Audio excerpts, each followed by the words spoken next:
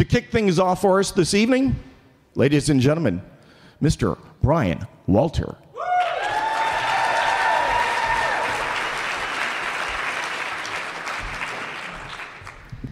The Starfish story as retold by Brian Walter.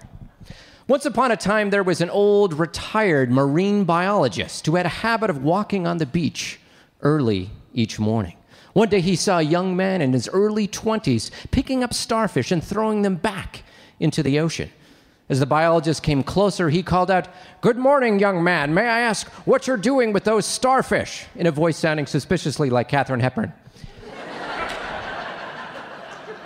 "Of course, sir," he said. "The sun is up and the tide is going out. If I don't throw them in, they'll die." Upon hearing this, the retired biologist said, "But young man, these are all female starfish. They're coming ashore to lay their eggs. You're not helping them."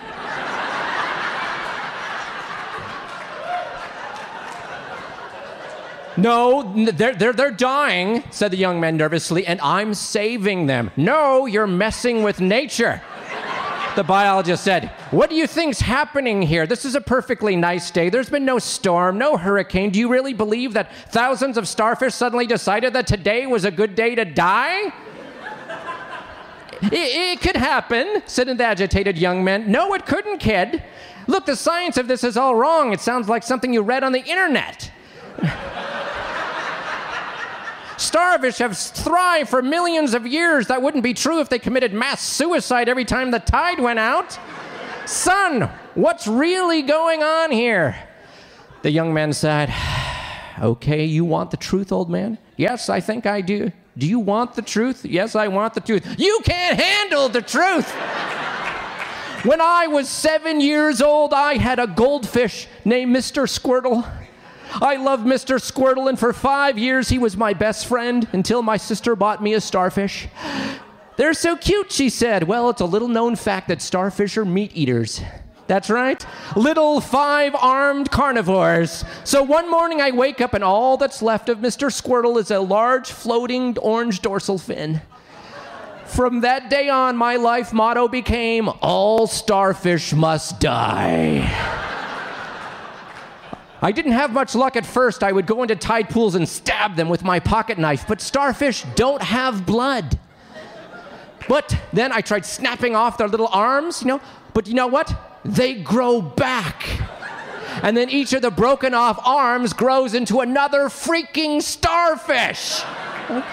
Eventually, I figured out that the only natural enemy of the starfish is the shark. They crunch those babies down like caramel corn.